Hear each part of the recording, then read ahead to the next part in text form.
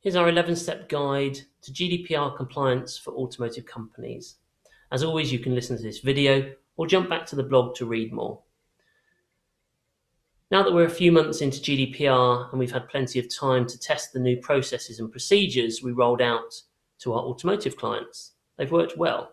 So now let's pass on what we've learned to help you make GDPR-friendly updates, such as cookie consent on your website, notice and consent where you capture data, handling day-to-day sales activity, and responding to requests. The previous posts in our GDPR for Automotive series gave you ideas of what to consider. Now this post is the how-to of exactly what you can do to be GDPR friendly. To use our recommendations, you need to be using HubSpot CRM. There's a link back in the blog post where you can learn more about HubSpot CRM and our implementation service. FYI, this is not legal advice. You should seek legal advice to ensure you are GDPR compliant, and this might mean modifying some of the updates detailed.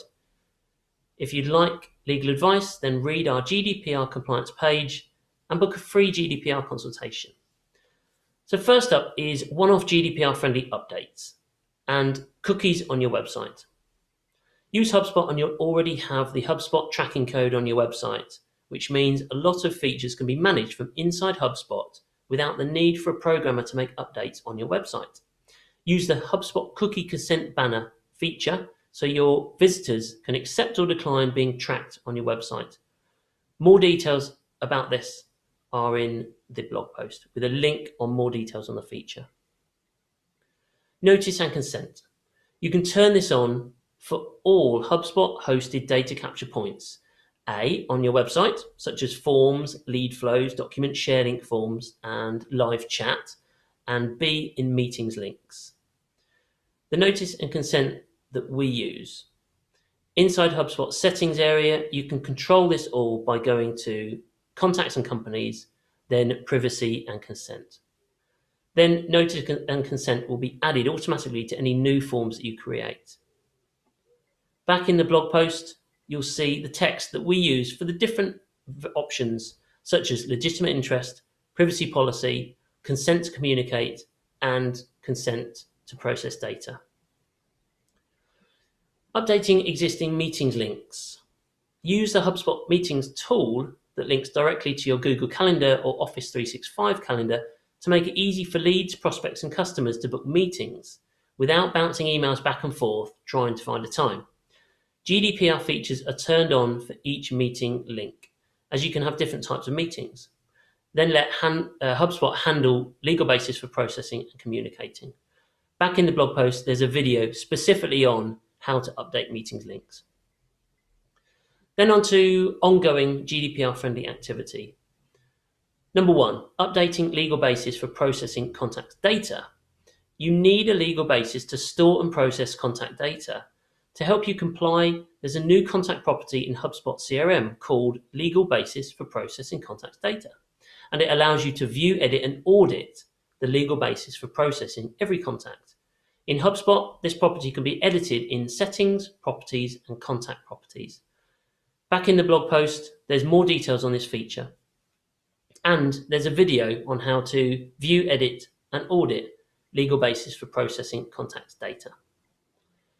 Next up is updating legal basis for communicating. Before proceeding with this step, you need to have completed the previous steps we've gone through. This step is required so you can email a contact from inside your HubSpot CRM or enroll a contact in a sequence from inside your HubSpot CRM or Outlook and Gmail. And the sequence is where you can automate your follow-up emails and reminders to call or engage on social media. More details about updating legal basis for communicating are back in the blog post with a video on how to view, add, and edit communication subscriptions. Next up is different ways contacts are added to your HubSpot CRM. Again, before proceeding with this step, make sure you've completed the previous steps. This step is required so you have a central record of all activity. So option 1, inbound leads from HubSpot data capture points. The contact will have filled out one of your HubSpot data capture points, such as on your website, forms, lead flows, live chat, or document share link forms, and meeting links. The contact is then automatically added to your HubSpot CRM. The legal basis for processing contact data property is automatically updated, and if they tick the consent box, or depending on the consent you chose to set up, their communication subscription will be automatically updated to allow you to email them in different ways. Option 2, you get an inbound lead from your website from a non-HubSpot form. The contact will have filled out a contact form. It really depends what's on your website that's a form that didn't come from HubSpot. In this case, the contact is automatically added to your HubSpot CRM if you turn on the collected forms feature in HubSpot Marketing Free and above. The legal basis for processing contact data and communication subscriptions will need to be updated manually. And option 3, you email the contact and have the login CRM box ticked. So this is a feature of the HubSpot inbox extension. If the login CRM box is ticked when you email a contact, then A, the contact and company will be automatically added to your HubSpot CRM if they don't already exist, and B, the email you send will be automatically logged in your HubSpot CRM against their contact and company record. The legal basis for processing contact data property needs to be manually updated, and so does their communication subscription. Back in the blog post, there's a video to see how you can control how emails are logged. And option 4, you manually add a contact to your HubSpot CRM. In this case, for each contact, you must update their properties for legal basis. And I'd suggest creating, then updating a property called referred by, and use that property as a manual record of where you got their contact details. You'll also need to update their communication subscription.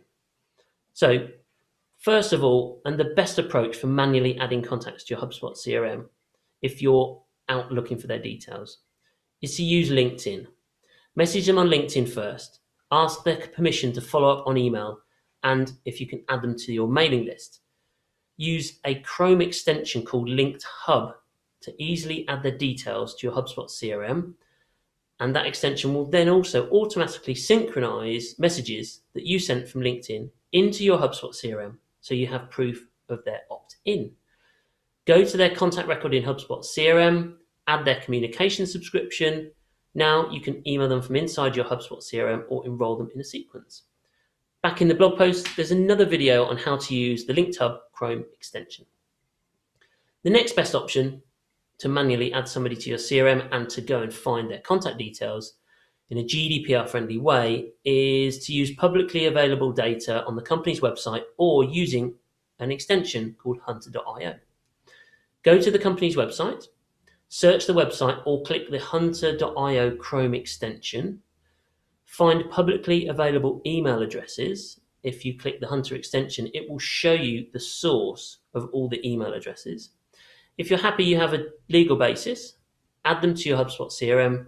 Make sure to update the legal basis for processing contact data property, and then add in the source URL to the referred by property that we just talked about, and also add their communication subscription. Back in the blog post, there's another video on how to use the hunter.io Chrome extension. Next up is sending one-to-one sales emails. Again, before proceeding, make sure you've completed the previous steps. And this step is required if you want to email a contact. So first, in HubSpot, you have a feature called snippets, which make it easy to store short pieces of text to drop into emails. Create a snippet that is GDPR friendly, such as, I'm contacting you because I found your details on and thought you'd find this email helpful for your work at. Can I add you to our mailing list so you get the latest updates on business growth? You'll always have the opportunity to unsubscribe and request, modify, delete your data. That will get you a GDPR friendly snippet ready to add in. Next, add the GDPR snippet to the first email you send to each contact. This shows you're ethical in how you approach people. It explains why you're contacting them, where you got their details, asks if they'd like to join your mailing list, and explains that they can always unsubscribe and request, update, or delete their data. So make sure you've installed the HubSpot inbox extension for Outlook and Gmail, and then simply Add this into any email by clicking the snippet icon and choosing the GDPR snippet. Back in the blog post, there's another video on how to use the snippet feature. Next, adding a contact to your email marketing. Before proceeding with this, make sure you've done all the previous steps. And then this step is required if you want to send a contact email marketing in a GDPR-friendly way. So option 1, use communication subscriptions if you use HubSpot Marketing Starter or above, which comes with the email marketing tool. So your recipients will typically see a preferences or unsubscribe link in the footer of every email you send them from inside HubSpot as part of a sequence or using the HubSpot email tool. This allows them to centrally manage their preferences and to opt in and out of different types of emails. You can also manage this manually when looking at each contact in HubSpot CRM by going to the communication subscription section. Simple. Option 2, use the opted into marketing emails property if you use a third-party email marketing tool. So first, you need to create the custom property in HubSpot CRM. Then you can view and edit this property in Outlook or Gmail and inside HubSpot CRM. Just update the opted into marketing emails property to yes. And if you subscribe to the Cloud Sync tool that we use, there's a link to that back in the blog post, then a sync can be set up with your third-party tools, such as MailChimp. Again, back in the blog post, there's a video on how to view, edit, and audit the opted into marketing emails property. If you do use a third-party tool and have the Cloud Sync set up, you will see new contacts being added to HubSpot CRM where the original source shows integration, which basically means they came into the CRM because they joined your mailing list through the third-party tool, such as if you have a non-HubSpot sign-up form on your website. Next up is retention policy. So you're only allowed to store data for the purposes intended, and this includes the length of time you store data. The detail around this is up to you and needs to be confirmed in your privacy policy. Managing this does require periodic work. For now, this is what we suggest. Add an automated task to the end of sequences, which again is the feature in HubSpot that automates your follow-up emails and reminders. If a contact reaches the end of a sequence with no response, 1 week after the last piece of activity, you can use the standard delete option to delete the contact. The standard delete option in HubSpot is very nice. It gives you 90 days to be able to restore their data. This means you give the contact time to reply to your previous emails. This is the approach we take when prospecting for our clients. So that finishes that section. Now let's look at how you respond to requests. First one is modification. If a contact requests that you modify the data you hold for them, jump back to the blog post to watch a video on how to update contact data. Once you've modified the contact in HubSpot, if you use other systems and if you subscribe to the Cloud Sync tool that we use, then those updates will be automatically updated in your other systems. Unsubscribing. This is probably a common one you're going to come across. Option 1. Typically, there are 2 ways that a contact can unsubscribe on their own. If you use HubSpot CRM and HubSpot Marketing Starter or above, your recipients will get a link in the footer of every email that you send from inside HubSpot as part of sequences or using the email marketing tool. Simple, a central way to manage their preferences or unsubscribe from all. If you use HubSpot CRM plus a third-party email marketing tool, as above, your recipients will get a link in the footer of emails you send from inside HubSpot CRM and as part of sequences. However, your email marketing tool is separate, so the footer link in those emails will also be separate. Not ideal. With regards to unsubscribing, HubSpot CRM and MailChimp are completely separate systems, and there's no way to have one central unsubscribe link. This is the same if you use any third-party email marketing tool. So it's not possible to offer different subscription preferences such as sales emails, customer updates, marketing updates. The only way to get this functionality is for you to use the HubSpot Marketing Starter or above alongside HubSpot CRM and Sales, so that your email marketing tool and CRM and all your sales tools are on the same platform. Then you have complete control over all forms of consent and subscription types. Next, you get asked to manually unsubscribe a contact. First, ask what they want to unsubscribe from. Is it the one-to-one sales emails sent from inside your HubSpot CRM or in sequences, or even that you've sent from your email tool, such as Outlook or Gmail? Or is it marketing emails sent from the HubSpot email marketing tool or your third-party tool? Or is it both? I wouldn't be too worried if somebody doesn't want to receive your email newsletter. They might be one of your best customers, but they might be super busy and they just want to get sales emails. That's okay. It's then up to you to click the opt-out option in HubSpot CRM and to do the same if you use a third-party email marketing tool. Next is deleting. GDPR requires the permanent removal of each contact from your database, including email tracking history, call records, form submissions, and more. In many cases, you'll need to respond to the request within 30 days. The right to deletion is not absolute and can depend on the context of the request, so it doesn't always apply. This is where you need legal advice. If you have HubSpot Marketing Starter or above, this is easier to manage as you have less systems to update. I suggest this as a good process. Back in the blog post, there's a quick video on how to delete a contact using the soft or hard delete options. More on that in a minute. Then in your third-party email marketing tool and your other systems, you'll need to find the contact by their email address and delete the contact. Next, you'll need to think of your other systems. Circulate an email with all involved, give them the email address of the contact that needs to be deleted, and ask them to delete that contact from their email contacts folder or where else you might store contact details. Now, a bit more on deletion. You may also need to delete email history, etc. So a legal advisor can answer this question. About soft delete option in HubSpot. This gives you the option to delete a contact from the CRM, but restore them within 90 days.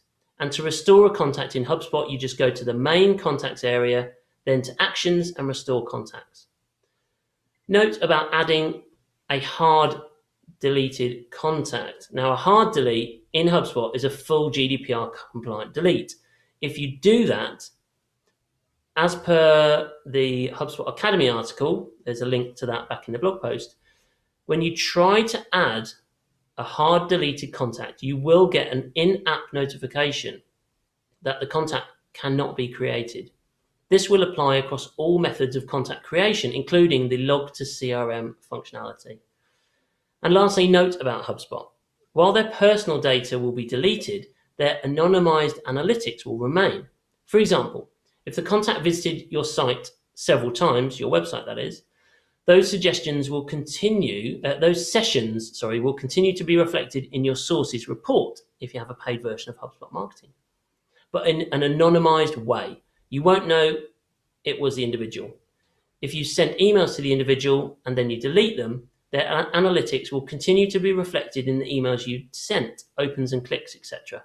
But their personal information, such as their name, etc., will no longer appear. Now, back in the blog post, there is an appendix with some more information on your privacy policy. Now, this brings us to the end of our series of posts and articles on GDPR compliance. If you'd like support with GDPR, getting started with free technology, such as HubSpot CRM, sales and marketing, then start with a free consultation. Jump back to our website and scroll to the bottom and look at main offers. Thanks for listening and check back again soon. Bye-bye.